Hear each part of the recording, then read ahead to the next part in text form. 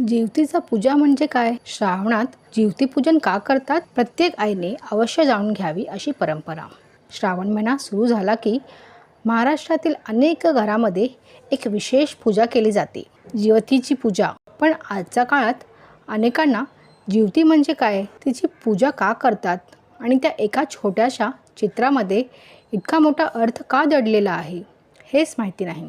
तुमच्या घरातही जिवतीची पूजा होत असेल तर आजचा हा व्हिडिओ शेवटपर्यंत नक्की पहा, कारण या पूजेमागे आहे प्रत्येक आईच्या ममतेचा, मुलांच्या संरक्षणाचा आणि त्यांचा उज्ज्वल भविष्याचा अतिशय सुंदर संदेश.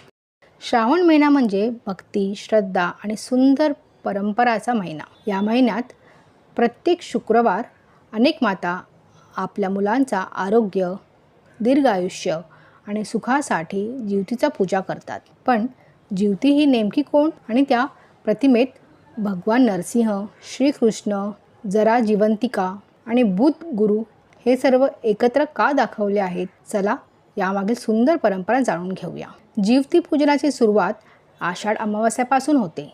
याच दिवशी दीपपूजनही केले जाते. दीप म्हणजे प्रकाश, ज्ञान आणि अंधारावर विजय मिळवण्याचे प्रतीक. एकाच दिव्यापासून अनेक दिवे प्रज्वलित होतात. म्हणूनच दीपाला वंशवृद्धी आणि संस्काराचे प्रतीक मानले जाते. यानंतर संपूर्ण श्रावण महिनाभर जिवतीच्या प्रतिमेचा पूजा केली जाते. जिवतीच्या प्रतिमेत सर्वात वर भगवान नरसिंह असतात. भगवान विष्णूंनी आपल्या बालभक्त प्रल्हादाचा रक्षणासाठी नरसिंह अवतार धारण केला. म्हणूनच बालकांचे संकटापासून रक्षण करणारी देवता म्हणून त्यांना प्रथम स्थान दिले जाते. ही प्रतिमा आपल्याला सांगते की देव नेहमी निष्पाप बालकांचा रक्षणासाठी धावून येतो. नरसिंहानंतर दिसतात कालियामर्दन करणारे श्रीकृष्ण. खेळताना श्रीकृष्णाने कालिया नागाचा पराभव करून सर्व मित्रांचं संरक्षण केले. यातून असा संदेश दिला जातो की मुलावर घराबाहेर येणाऱ्या संकटापासून, पाणी, सर्प किंवा इतर धोक्यापासूनही ईश्वर त्यांचे रक्षण करो. प्रतिमेच्या मध्यभागी असतात जरा आणि जिवंतिका.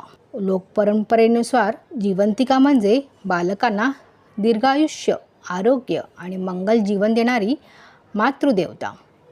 आई आपल्या मुलाच्या सुखासाठी, आरोग्यासाठी आणि दीर्घ आयुष्यासाठी या देवीची भक्तिभावाने पूजा करते. ही पूजा म्हणजे आईच्या निस्वार्थ प्रेमाचे आणि तिच्या प्रार्थनेचे सुंदर प्रतीक आहे.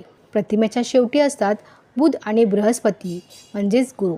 बुध बुद्धिमत्ता, वाक्चातुर्य आणि योग्य निर्णय घेण्याची क्षमता देतात, तर गुरु ज्ञान, विवेक, संस्कार आणि आध्यात्मिक प्रगतीचे प्रतीक आहेत. यातून एक सुंदर संदेश मिळतो. फक्त मुलांचे रक्षण होणे पुरेसे नाही, तर ते बुद्धिमान, सुसंस्कृत आणि विवेकही झाले पाहिजेत. श्रावण महिन्यात जिवतीच्या प्रतिमेला गंध, फुले, धूप आणि दीप अर्पण करतात. दूध साखरेचा नैवेद्य दाखवतात.